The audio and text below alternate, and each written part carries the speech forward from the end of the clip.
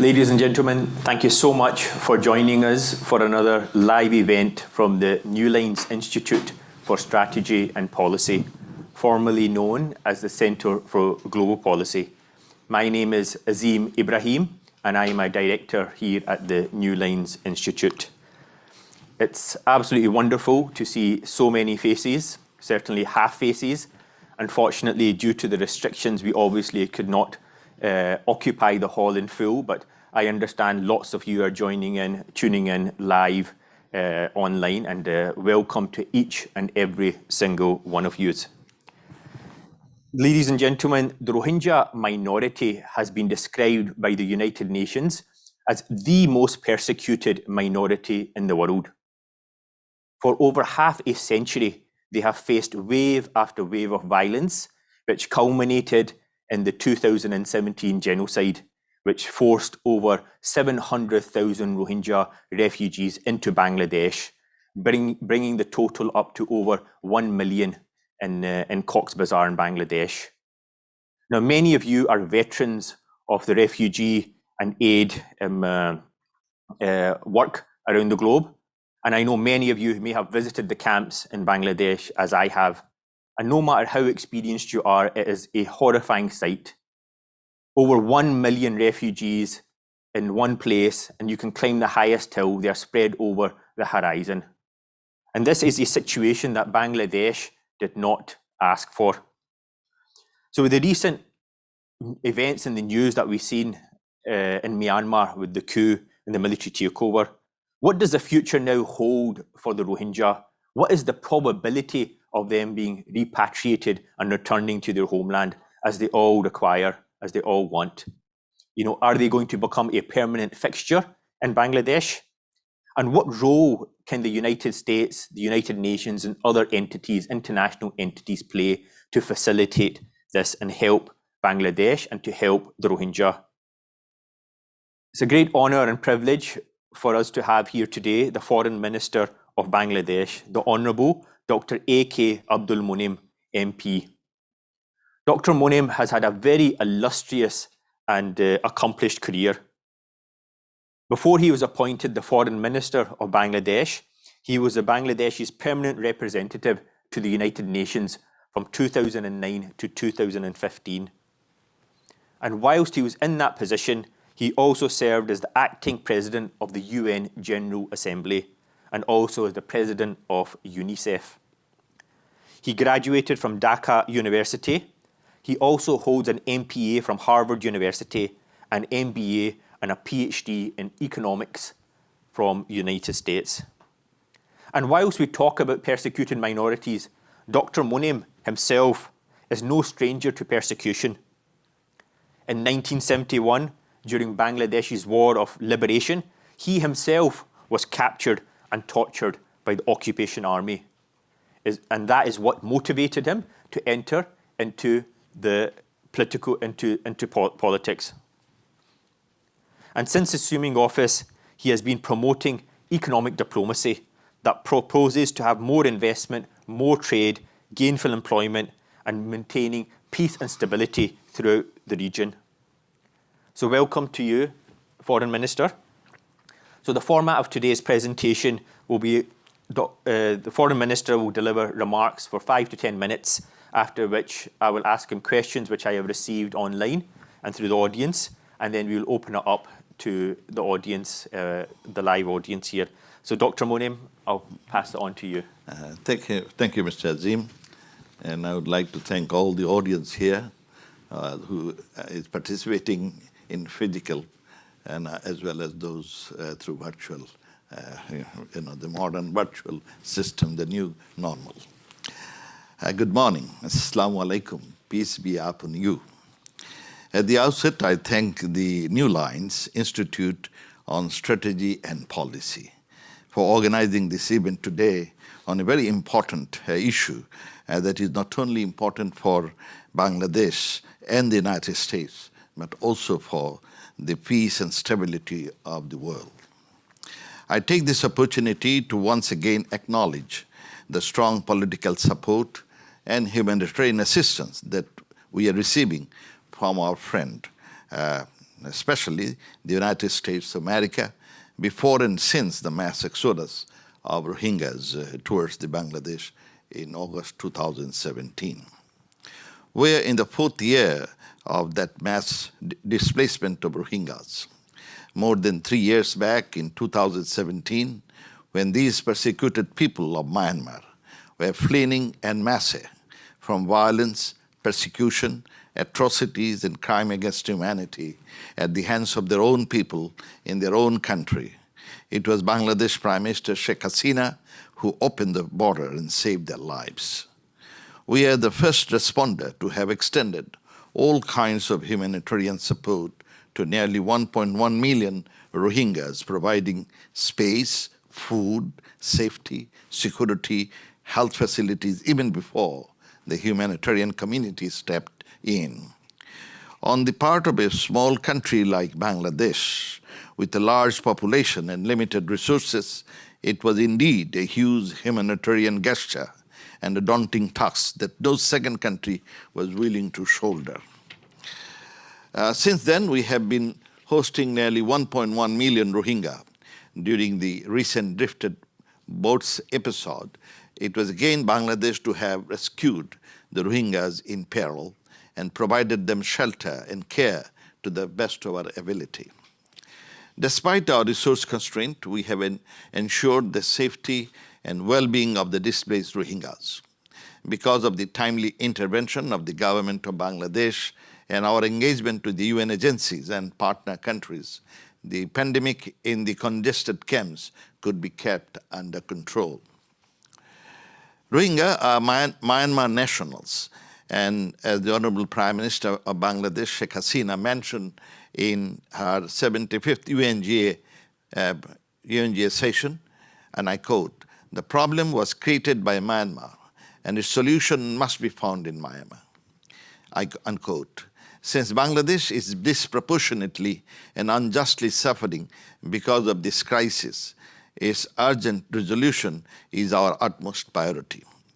For urgent resolution of this crisis, I would like to flag the following points. First, Bangladesh is not in a position to continue to take this burden anymore. The Rohingya must return to the country of origin as soon as possible. We must remember that they are here only on a temporary basis. The cost of hosting them on our society, security, resources, economy, environment, and ecology is huge, immeasurable, and in some cases irreversible. The situation is increasingly becoming untenable both for the Rohingyas and the host community. Second, the Rohingyas themselves want to return to their homeland at the earliest opportunity. International communities should sincerely work to create that opportunity for their safe and dignified return. Third, under the bilateral agreement signed between Bangladesh and Myanmar, our neighbor, the repatriation was to commence in January 2018, and Myanmar committed to create conducive environment for the repatriation of the Rohingyas in dignity and in safety. Despite our sincere efforts, the commencement of repatriation still remains highly uncertain due to lack of decisive action on the part of Myanmar. Rather, atrocities and violence continue in the Rakhine and Chin states, together with Myanmar's attempts to falsify, misrepresent facts, make unsubstantiated claims, and lay unjustifiable blame on Bangladesh to deny its own obligations and thereby misguide the international community. The world witnessed yet another round of such effort on the part of Myanmar during the 75th General Assembly this year. Fourthly, a lack of progress in repatriation in the last 3 years led to widespread frustrations and hopelessness among the Rohingyas. Growing involvement of Rohingya in the camps, in Cox's Bazar, in criminal activities, drug trafficking, and even human trafficking, and the recent episode of perilous journey in the sea for better future elsewhere are clear manifestations of the mounting despair. Further, delay in repatriation may frustrate the displaced Rohingyas and entice them to fall in an easy prey to human trafficking, radicalization, and other dangerous ventures. Peace and prosperity of the region hinges critically on the success in ensuring sustainable return and reintegration of all these displaced persons in their places of origin. Fifth, international community has a responsibility to work with Myanmar to resolve this crisis and relieve Bangladesh from the burden of Myanmar that Myanmar has created. While we appreciate the humanitarian assistance of the international community, including the United States, and we also call upon to engage with Myanmar in a meaningful way to ensure the creation of a conducive environment in the Rakhine State. Till today, there is no safety and security, no freedom of movement of livelihood options in the Rakhine State. Educate international presence and humanitarian assistance in the place of return is critical to support repatriation and reintegration. As you are aware, Bangladesh has agreed to allow education for the Rohingya children through Myanmar's curriculum in Myanmar language so that they could be easily reintegrated into the Myanmar society on their return. A similar education program in Myanmar must be taken for Rohingyas so that after return, they can be smoothly reintegrated in the Myanmar society. Sixth, during the past three UN General Assembly sessions, the Honorable Prime Minister of Bangladesh has placed a number of concrete proposals. Had those been implemented, the crisis could have resolved by this time. While the Rohingya in the camps want to return to Myanmar, they are not confident that after return they would not be persecuted, that their basic rights should be guaranteed. This necessitated to undertake confidence-building measures involving ASEAN and other neighboring countries as well as relevant UN agencies. We call it ASEAN++, whose civilian confidence builders can undertake activities related to soft infrastructure projects, skill development, health, medical, and education for Rohingyas in the Rakhine State. Such activities would make Rohingya confident of their safety in Myanmar and may encourage them to return. Unhindered humanitarian assistance is undoubtedly important for the sustenance of the displaced people. However, helping the Rohingyas return to their homeland in Myanmar would be the real and most valuable service to this persecuted community. We look forward to firm commitments and concrete proposals for a durable solution from this event. On accountability, Myanmar has a long history of persecuting and driving away its own people, especially Rohingya, from the country in the pretext of security operations. This must end and be rejected. The culture of impunity has taken a deep root in Myanmar due to the country's lack of willingness to bring the perpetrators to justice. Business as usual approach of the international community in relation to Myanmar is only embodying Myanmar to maintain the status quo and inflict further atrocities on its own minorities. For a durable solution to this Rohingya crisis, the culture of impunity in Myanmar must be stopped, vigorously pursuing accountability and justice through the international judicial mechanisms. Unfortunately, the appeasement policy that being pursued globally vis-a-vis Myanmar to increase bilateral trade, investment, and development assistance only encourages Myanmar to flout the decisions of international mechanisms and continue mass atrocities and repressive onslaught on its very own people. This is very frustrating that in the name of appeasement to Myanmar, unreasonable pressures are being mounted on Bangladesh, threatening its sovereignty and security. The role of the United Nations in saving humanity from hell is also not visible in its policy actions towards Myanmar. To avert the risks of death due to landslide and to decongest the camps, an island named Bashanchor at the proximity of the mainland has been developed with proper infrastructure and enhanced facilities at an expenditure of 350 million from our own resources for the relocation temporary relocation about 100,000 Rohingyas from camps at Cox's Bazar. In addition, for ensuring better security of the camps and the host population, the government has started fencing around the camps. We are expecting to complete this project soon. We want to assure all stakeholders that on security measures, we are not in a position to compromise. Taking any lax measures on security issues would only be counterproductive. As you know, we have accommodated 1.1 million Rohingya and 840,000 in 32 camps in Cox's Bazar. And if you consider in terms of density, it means 84,000 people live per square mile in those camps. 84,000 people. Can you ever think of so many people living in one little place? Highest in the world.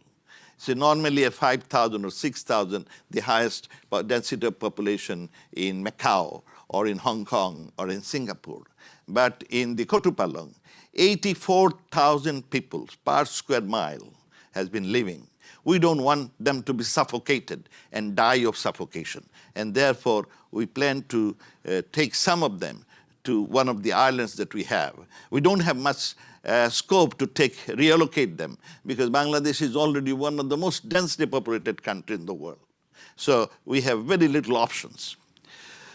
In conclusion, I would say that unhindered humanitarian assistance is undoubtedly important for the sustenance of the displaced and these persecuted people. However, helping the Rohingyas return to their home in Myanmar would be the real and most valuable service to this persecuted community. We look forward to firm commitments and concrete proposals for a durable solution from this event. The United States, the most powerful nation in the world in terms of political clout and might, economic strength and military power, and cultural influence, needs to undertake further concrete steps and leading role both bilaterally and multilaterally to compel reaching a sustainable solution of this decades-old crisis devastating the most persecuted population in the world. This is Bangladesh's strong expectation from the new administration of Joe Biden. Thank you very much. Thank you so much. Thank you very much, Foreign Minister. You made some very, very clear, salient remarks there. I think your determination to ensure that the Rohingya have a safe and dignified return is very clear. And more importantly, that is obviously what the Rohingya desire themselves. And as you're aware, Myanmar is now once again in the news. And I just want to ask you this question about shortly after the coup, Myanmar reportedly wrote to Bangladesh about how the repatriation process will move forward. And on February 6th, after the coup, you told the Dhaka Tribune that this is a good beginning. Now, my question is, what did you mean by that, and how would you describe the coup and the junta's response to the peaceful protesters, and how has Bangladesh's view changed of the repatriation process? Have you been in touch with the military? Because now you have a situation in which the architects of the genocide are in full control of the country. As you know, we have been trying very hard from day one for the deportation of these persecuted people. We made arrangements with our neighbor, Myanmar, and they agreed to take them back. We demanded their safety and security. Myanmar agreed to provide them safety and security. Myanmar also agreed to create conducive environment in the Rakhine state for their voluntary, safe, and dignified return. But 4 years almost is now, not a single Rohingya has gone back. We tried bilaterally, we tried multilaterally, we tried trilaterally, we even went to the ICJ court. Nothing worked. But however, in the last year, in initially 2019, there was a trilateral meeting between Bangladesh, China, and Myanmar at the behest of China. And then it was decided that there would be a committee to monitor and enforce implementation of repatriation. Accordingly, there has been a meeting. And last year, 20th January, we had a meeting at the secretary level. The meeting has some positive outcome. As you know, earlier we planned to repatriate them in 2 other events, but Rohingya didn't like to go. We don't want to force anyone. It is a voluntary return. Rohingya didn't like to go because they don't trust the Myanmar government. There is a trust deficit between these Rohingya and the Myanmar government. So we suggested Myanmar, we made 3 proposals. First, we said for confidence building, to reduce the trust deficit, let Myanmar officials come and meet these persecuted people in Bangladesh camps. They came only once. And when they came, they were questioned, they were overburdened with questions from the Rohingyas. And since then, they don't come. We made another proposal that they can create a safe haven inside Rakhine province to be monitored, not by military personnel, but non-military civilian observers from their own friendly countries, from ASEAN, non-military civilian observers. They can be from ASEAN, they can be from China, they can be from India, they can be from their own friendly countries. Basically to assure these Rohingya that besides Myanmar army, there is some other people who will be observing, monitoring, to create confidence. Myanmar never replied to it. Then there was another proposal, initially forwarded by Indonesian Foreign Minister, Ratna, and that was, there are some leaders within this community, Rohingya community. An argument is, let them go and visit the environment that has been created in the Rakhine state. Let them take their cell phone, leave their family here. Once they go back, and if they find it is safe and secure, then they can call their families and then repatriation can start. Myanmar did not respond. However, the last year when we met on 20th of January, only thing they agreed, Myanmar agreed, they will create a booklet in their own language to distribute among the Rohingya, the camp people, so that they get some assurance that they are working for them. But after that event, there was COVID, and then there was election. Due to these excuses, they never met again. Fortunately, this year, only January 20th again, there was the second meeting. And in that meeting, they agreed they will sit again on the 4th of February. 4th of February this year. But by 1st of February, there is a military coup. Once there is a military coup, we don't know much about it. Only the new government, military government, they sent out a note verbal to all the missions in their country, stating that, basically arguing why they have to take over. And they said 10.5 million voters, there was a rigged voting and all those things. And later on, we came to know from the Rohingya people and from the news media that the new commanders and generals, they met the Rohingya people in IDP camp in Rakhine and assured them their safety and security. And they discussed the issues with the elders of Rohingya and assured them that they will be allowed mobility within the country step by step. And as a result, there was euphoria in our Rohingya camps. And later on, we came to know from a television announcement in Myanmar that the military government said that they will honor the agreement and commitment that has been made with other countries by the previous government. So that much we know. We don't have any direct communication with the new government. So there's been no direct assurance? So no direct communication. So we are in an uncertain world. Right. We don't know where we are leading. Yeah. But our fear is, if this problem, the Rohingya problem, if they stay in our land for a very long time, without much economic activity, without any hope for repatriation, because all of them want to go back, and without any hope of repatriation, then there could be pockets of radicalism. And if there is terrorists and radicals, these people don't have any nationality, they don't have any faith. They will inflict governments and institutions creating uncertainty. And it will not only create uncertainty in Kutupalong, it will create uncertainty in Myanmar, Bangladesh, and in entire region.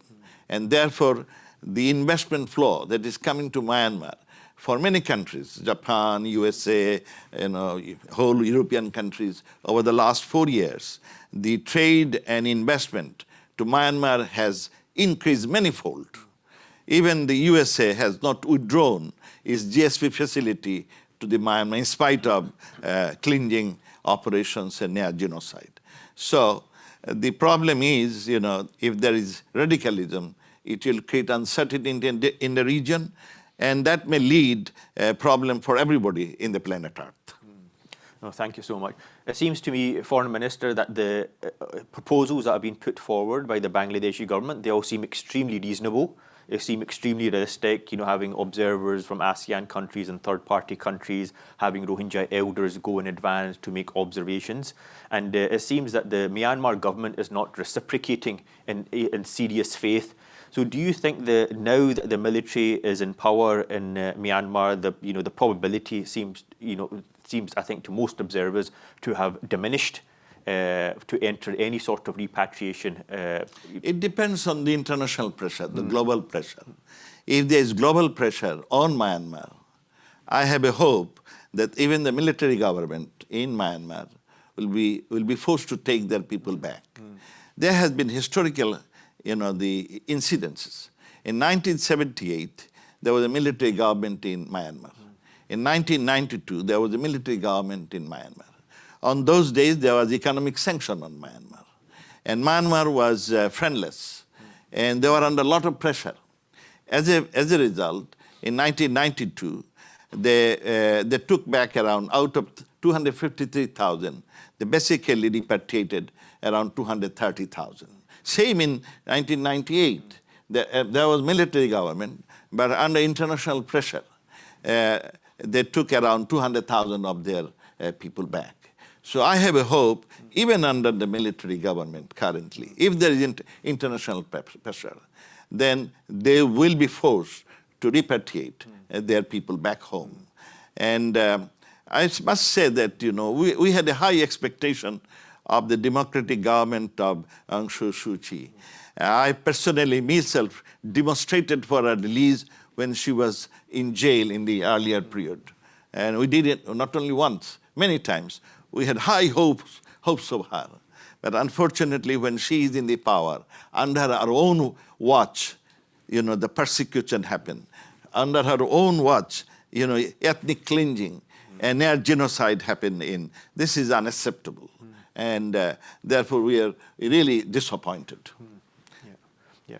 You said you're expecting pressure, hopefully forthcoming from the international community on Myanmar to facilitate the repatriation. But surely the international community, we are seeing the news every single day, protests are increasing, violence against civilians are increasing. Surely their attitude would be, well, at least the Rohingya, are safe in Bangladesh. They are not facing violence, because almost all civilians in Myanmar are facing violence. So surely they would say that this is probably not the best time to repatriate them. The future of these Rohingya people lies in living in their own countries. Within last 2 years, there has been around 118,000 newborn. And besides, there are a large number of young people. They are without school. And it is very painful for us. But what can we do? We wanted to provide them education, and they must learn their language. They must learn the Myanmar culture. Unfortunately, we don't have the teachers. Neither UNESCO or anyone could arrange those. Now they are going to be a lost generation. Now going back to your question, you see, they are currently safe in Bangladesh. We are doing whatever is at our disposal to protect them, to provide them safety. But the problem is, initially the local community, the refugees are 3 times of the local community. And local community being, harshly affected. As a result, they are not that much happy anymore. And we are afraid from time to time there could be, some sort of conflict between the locals and the Rohingya. Already, within the Rohingya, because they are frustrated, they have no hope, and therefore, at times they are creating criminal activities, fighting each other. And in future, this might, increase. And therefore, the only durable solution is repatriation back to their country of origin. And there, the entire world community should come forward. Unfortunately, till today, other than a little assistance for their food, no political or otherwise, is forthcoming that much. Foreign Minister, we had a discussion yesterday in which you highlighted your visit to Washington, and it seemed to have been very successful. You've had discussions with the new Secretary of State, Tony Blinken. You met with Secretary John Kerry and multiple senators and members of Congress. What kind of commitments did you get from the United States to assist in this process? Yeah, I'm lucky that I had a meeting with Secretary of State Blinken. I had a meeting with few other senators and congressmen. And since the new administration, the Joe Biden administration, there is a euphoria that since Biden administration has said they will give more emphasis to human rights. And so therefore there is hope. And under that banner, I hope that new administration could put a lot of pressure. I have suggested to the new administration to create a position of a special envoy for Rohingya in order to monitor the developments and put pressure on them and to find out ways and means as to how to resolve these issues. And I think if the US administration creates such an office of a special envoy for Rohingya, possibly the minority people would be rescued, or at least we can give them hope, some hope of better living for them. Excellent. I think one of the most common questions I've received when I announced that we'd be holding this event is about the Rohingya being moved to Bhasan Char. Okay. You've obviously addressed that, and it's understandable. I've been to Cox's Bazar myself many times. The conditions are difficult, for the Rohingya and for Bangladesh. But this is something I think many people are deeply concerned about. Do we have a little, picture on it on Bhasan Char we can show? Yeah, let me tell you. You see, Bhasan Char is not a permanent solution. It is a very temporal solution. And why we had to do it, we did it because, as I said, so many people are living in a little small place in Kut. You have seen that.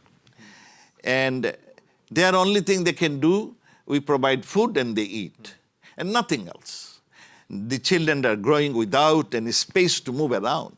In this tattered, polythene homes, 10, 12 are living. It is not a living. It is not a living. We feel pain about it. We had that experience in 1971 when we were forced out of our own country of Bangladesh. We lived there, we never liked that one, you see.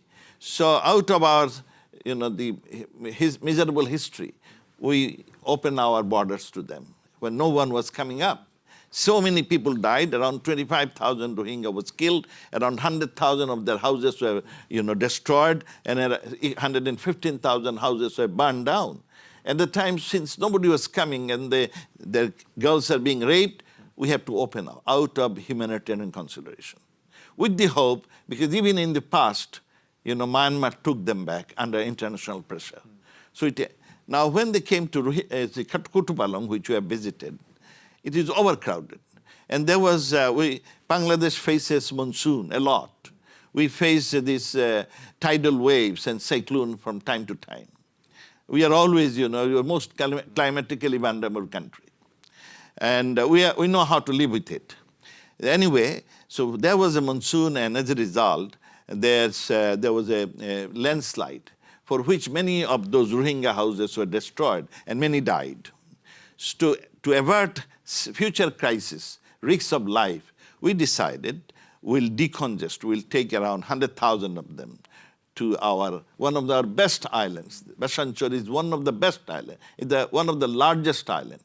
Out of 75 islands that we have, it is a very big island, 40 square kilometer, 10 times of that of St. Martin Island. So we took them there. We planned to take them, but many international NGOs, they were reluctant to go there. They would like to, because the Kutupalang, the Cox's Bazar, this is our resort area. We have all the 4-star, 5-star hotels in that area.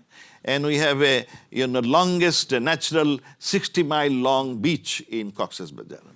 So these international agencies and others, whoever go there, they like to live in that beautiful place.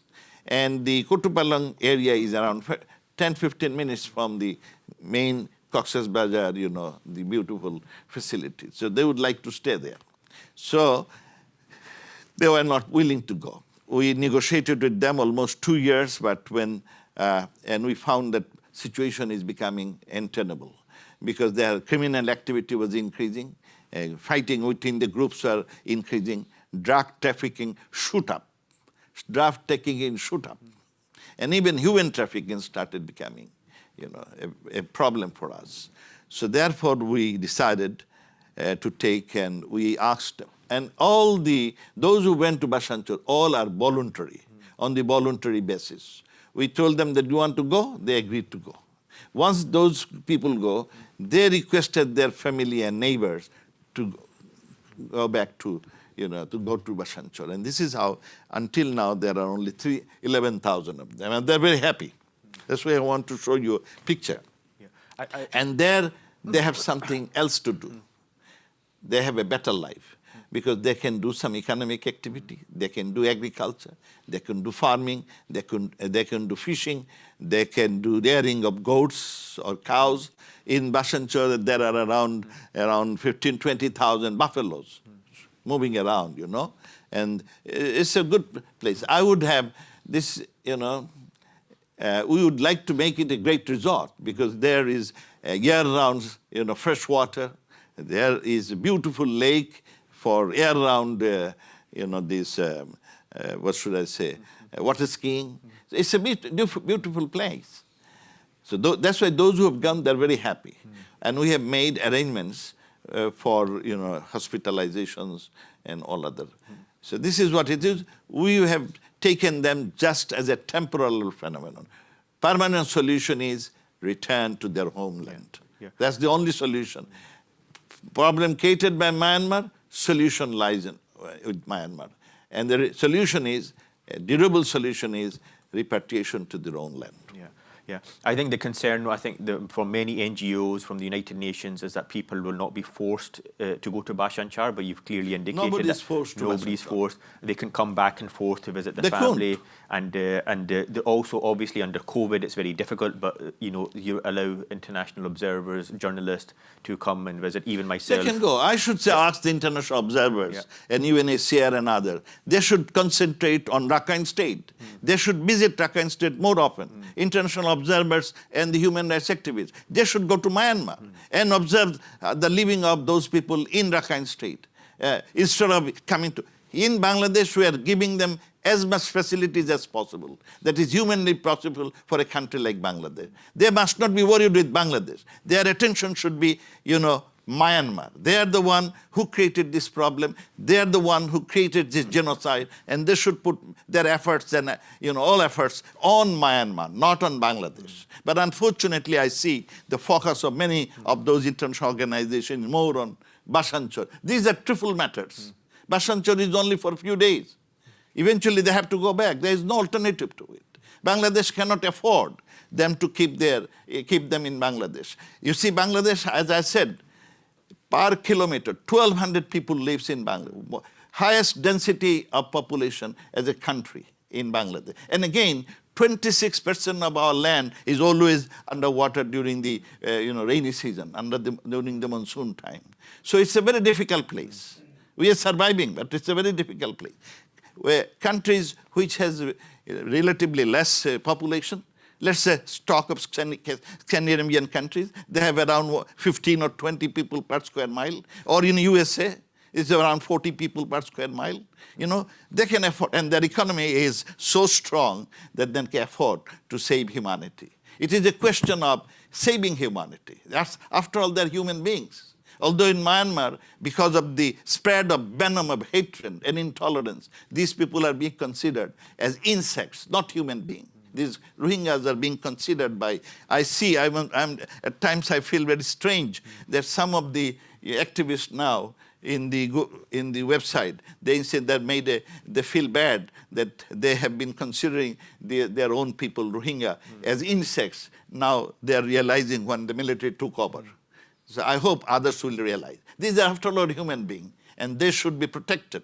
They must be given a life to lead, a better life to live, and the global leadership should come forward. Those who talk more about humanity, they should come forward and take care of them. Why Bangladesh has not taken the sole responsibility, the monopoly responsibility of saving Rohingyas all across the globe? It is not our only responsibility. Other countries should come forward. I get ashamed when I am being requested to take Rohingyas on the high sea, beyond our maritime border. Yeah, this week, there are 90 people found in 1,700 kilometers away from Bangladesh, 147 kilometers away from India, and we are being requested to take them to our land. Why? Have we taken the contract or monopoly to rehabilitate all the Rohingyas all across the world, or all the boat people of the earth? No. Other countries should come forward. And more so those who make more noise about it, they should show the leadership role and the path towards humanity. Foreign Minister, we have a question here from Professor John Packer, who's a renowned international jurist. He's also the convener of the Rohingya Legal Forum here at Newlines Institute. And he asks that in September 2019, the Gambia announced its intention to commence a case against Myanmar at the ICJ for violating the Genocide Convention, and they called other states to join this. Now, news from Gambia is that they are struggling financially and they're internally fragile. Are you now in favour of other countries joining this case? Of course. And because at the earlier stages, I believe Bangladesh was not so enthusiastic because you wanted to have a bilateral agreement to repatriate them. But since the possibilities of that are looking more complicated, do you encourage other states to step in and join the Gambia action? Number one is Gambia, on behalf of OIC. We are grateful to them, we are thankful to them. They took the lead. And they went to ICJ court. And they got one provisional judgment, which is very good. But unfortunately, Myanmar basically ignored it. I'm thankful to the OIC countries because they took some initiatives. But Gambia is not a rich country. And the case costs a lot of money. And I should welcome other countries to come forward to help Gambia in mitigating this cost. Till today, the number of countries who came forward to help Gambia is around only 11 countries, and most of them are not that rich. So I will appeal all the countries to come forward, those who believe in accountability, those who think about that the culprit should be punished, and they think there must be some accountability, they should come forward and help Gambia in resolving, in helping them to continue that case with the ICJ. And now I would also appeal other countries that they should rise to the occasion. And because we always say, never again. When we don't want to see another Auschwitz, we don't want to see another genocide. But we always say, never again. But unfortunately, when such happens, we never put that much emphasis for accountability. Maybe the new administration of US, they should come forward very strongly on this issue. There must be accountability. Unless there is accountability, we may see it from time to time this sort of atrocities, this sort of, cleansing, not only in Myanmar, maybe in other places. So it is time for the global leadership and other countries to come forward and be united on this issue, that we must, those the culprit, they must face the, justice for their, criminal activities. They should come forward. Yeah. And I agree. I appeal all other countries to help Gambia and also help, Bangladesh in that case. We are not a rich country, and we cannot afford. We don't have the responsibility of the whole world to ensure accountability. We don't. Particularly considering Bangladesh's own experience with genocide. Bangladesh's own experience with genocide. You have extensive experience. So we tried our own way. Yeah, yeah.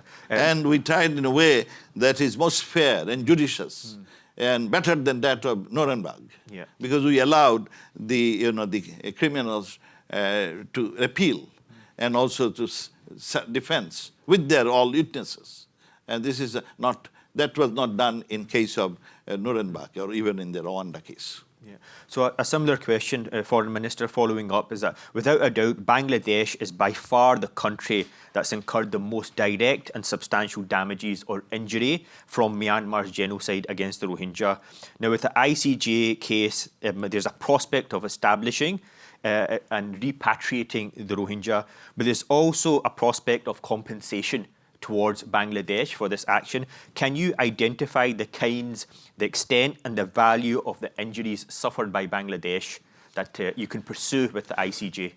You see, we helped Rohingya out of humanity. And the costing could come later on. Let's, work on accountability. And if we can go through it, then can we talk about the other issues. We didn't help them because of compensation. We helped them out of a love for humanity. You see, Bangladesh is a leader in the world. In Bengal is a leader in the world in terms of humanity. Even before USA, America was discovered in 1492.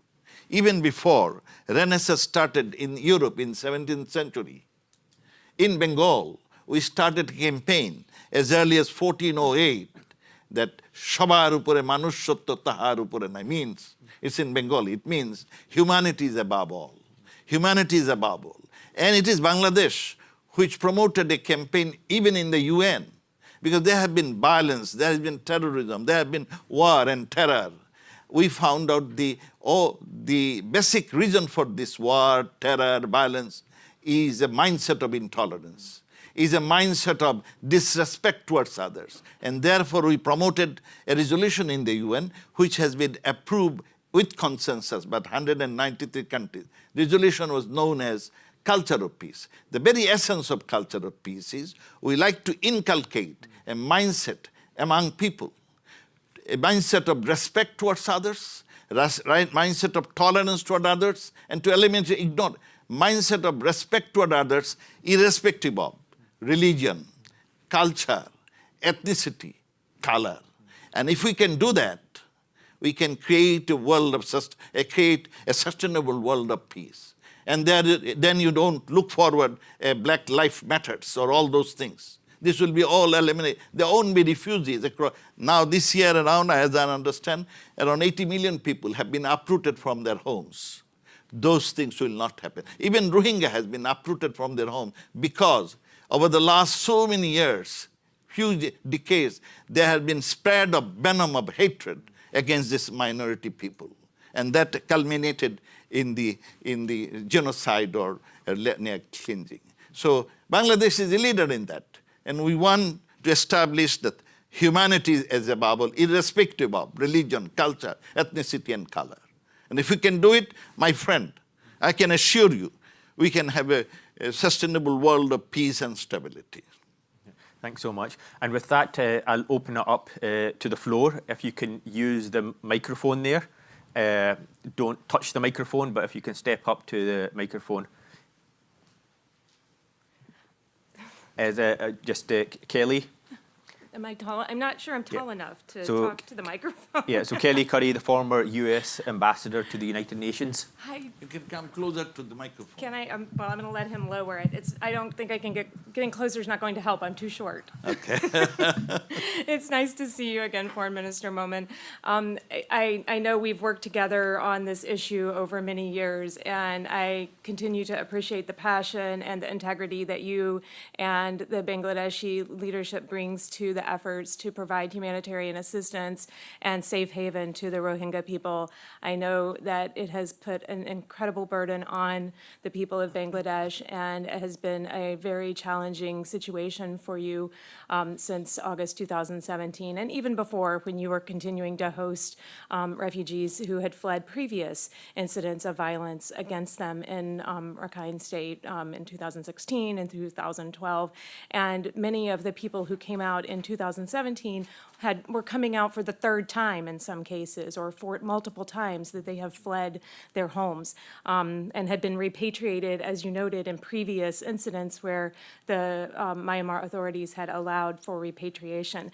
Obviously, returns are a huge part of the durable solution, but the challenge is that the Myanmar authorities control the two factors that make returns at this point very, very difficult and unlikely, and that is security and identity for the people who would need to go back. Given that those things are exclusively within the control of the Myanmar authorities, and in most cases within the control of the military, which has shown a propensity to use those things over time, to play around with them for political purposes, and that is the core of the problem. I think you noted that it is important to see that some people in the protest movement have recognized that they were wrong in the past about their attitude toward not just the Rohingya, but toward other ethnic nationalities in Burma. So there is a potential here for a change in attitude and a rebuilding of Burmese identity around a multi-ethnic, multinational state. But that's a long process, obviously. In the meantime, you cannot continue to host 1 million people in Bangladesh, as you very eloquently pointed out. We've tried, I think the United States has tried over the past 4 years, and the international community has tried to put pressure on the Myanmar authorities, but they have been able to resist it in large part because China and Russia have protected them in the Security Council, as you know, and provided outlets for and created a competitive environment for influence within Myanmar. How do you see China's role in this? You talked about the trilateral engagement that they have coordinated between Bangladesh and Myanmar. So far, those engagements have led to some empty promises on the part of Myanmar, but not a lot of pressure by China to fulfill those things. Do you see that China is as post-coup, is in a better or worse position to do this? And do you think that it's possible that China is an honest broker in this trilateral engagement? And with that, I'll cede the floor back. Thank you. Thanks, ma'am. I didn't get the whole question, but I understand the last part, that, whether the Chinese, could, help us out in resolving this Myanmar issue. Is that right? Okay. Yeah, you have a point, Chinese has a lot of influence on Myanmar. And I don't know how much, but they do exert a lot of influence on Myanmar. And at least the Chinese have been supporting Myanmar, even all those odds. Throughout, if you look at it, they have been even willing to put veto for Myanmar. So this is very sad, irrespective of what the issue Chinese is behind the Myanmar. So now, naturally, our expectation is that if we approach China, and if they are willing, if they meditate on that, possibly there could be some gainful result. No wonder Bangladesh approached China. And China told us that they would like to help us. Okay? So that's why you have a trilateral meeting. In the UN, you have people last year. Chinese foreign minister, myself, and the Myanmar minister. And there we agreed, Chinese said, and Myanmar also, they said, they agreed to take their people back after verification. It's fine. But there is no progress. And our fear is there is no political commitment in Naypyidaw, in Myanmar. And one reason is the Myanmar since see that they can ignore anyone. And even looks like they can ignore China. I don't know. I don't know. That's up to you. But you see, this is very strange. Another big friend of Myanmar is Japan. Japan is heavily investing in Myanmar. There is a competition of investment in Myanmar between few countries. Our neighbor, then China and Japan, they're all investing in Myanmar. So we thought they may have some leverage to deal with Myanmar. And we tried those paths, but till today, no progress. Progress is minimal, I should say. No progress, not true. Minimal progress. Not a single Rohingya has gone back. So we need to convince China, that they should put pressure on Myanmar. And if they don't put pressure on Myanmar, they should pay for it, one way or the other. And that only international leadership can do, not us. Thank you. Yep. It's a question from Simon from the International Rohingya Campaign, Campaign for the Rohingya. Thank you. I'm Simon Billanes. I'm with the International Campaign for the Rohingya. And once again, I'd like to thank Bangladesh for taking in the Rohingya and doing so as you said, as a humanitarian, for humanitarian reasons, not for any kind of recompense. And so I want to extend our thanks to Bangladesh for doing that and for keeping the Rohingya safe and secure in Bangladesh. We're also part of the No Business with Genocide Coalition. And we agree that there should be no business as usual and no investment as usual with a country that conducts genocide against its own people. And also, particularly, there should be no business as usual with a military that is the architect and executor of this genocide. And so we've been putting pressure on companies, no matter where they're headquartered, to stop doing business with the Myanmar military.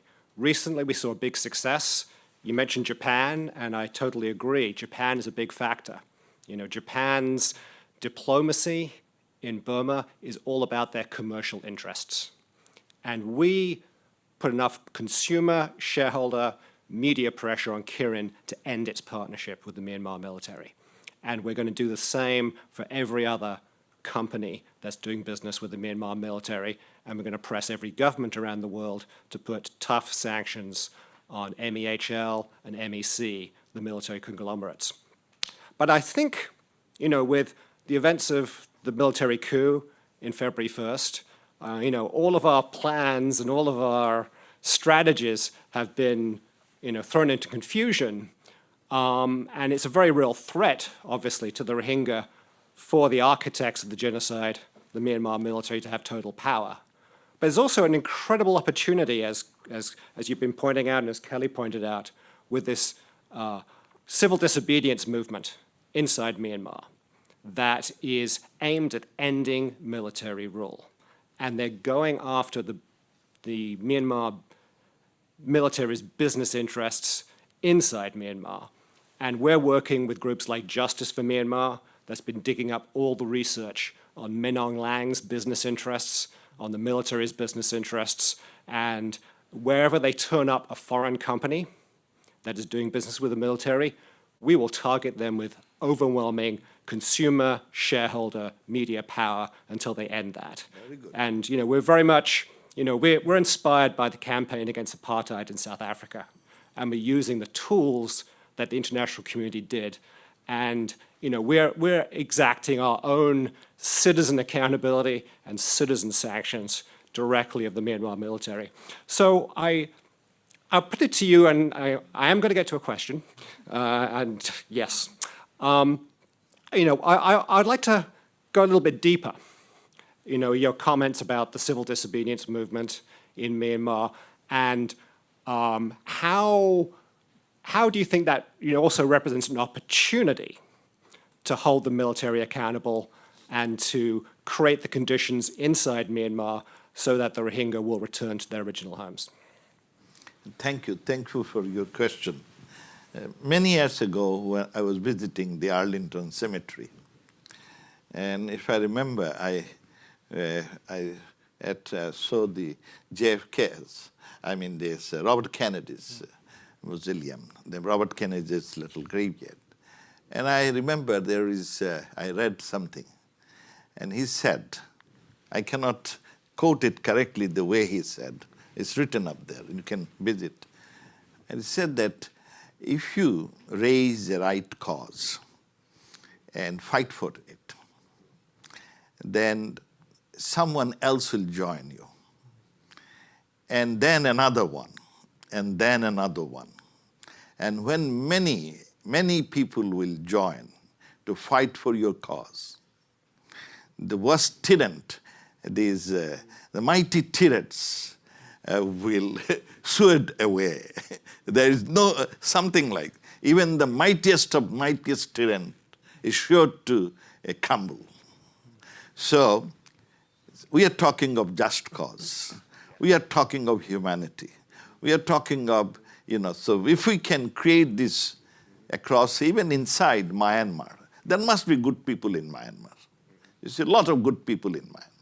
So if we can, and they need little assurance, less assurance of security. And if we can provide those, they can create on their own a mighty opinion, against tyrants.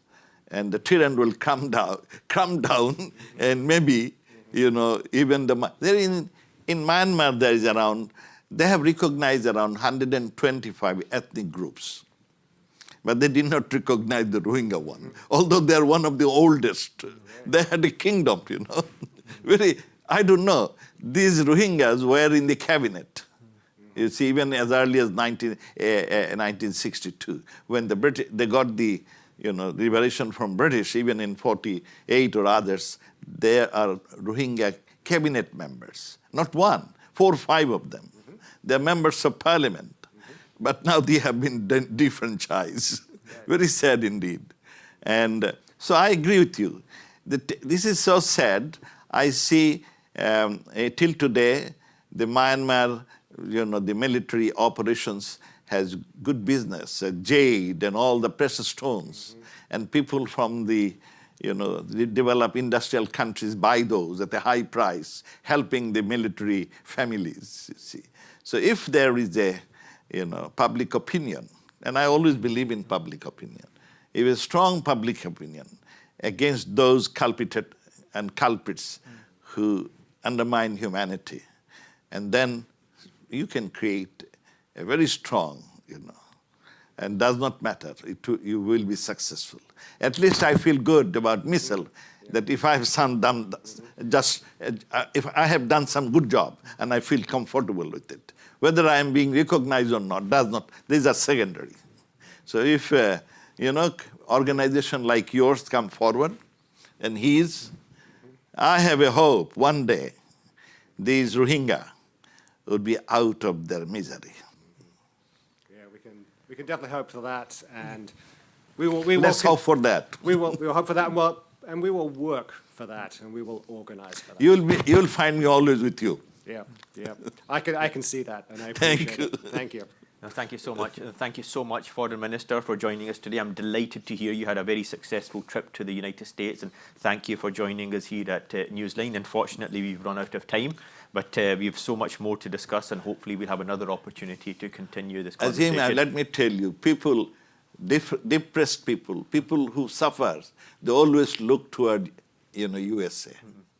And my own personal life, when I was kicked out of my, comforts, kicked out of my country, it is USA who gave me shelter, gave me a home, gave me a living, and gave me a family. We are thankful to them. And for one reason or other, sometimes USA left us some of its responsibility.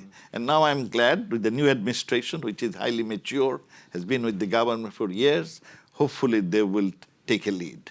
And we are looking forward to that. Excellent. And I'm looking forward for the repatriation, safe, voluntary, and dignified repatriation of this Rohingya people back to their country of origin. Thank you. And with those positive words, we have to wrap up. But thank you, everybody, for joining us who's online. And do tune in again for our next event. Thank you so much and have a good afternoon.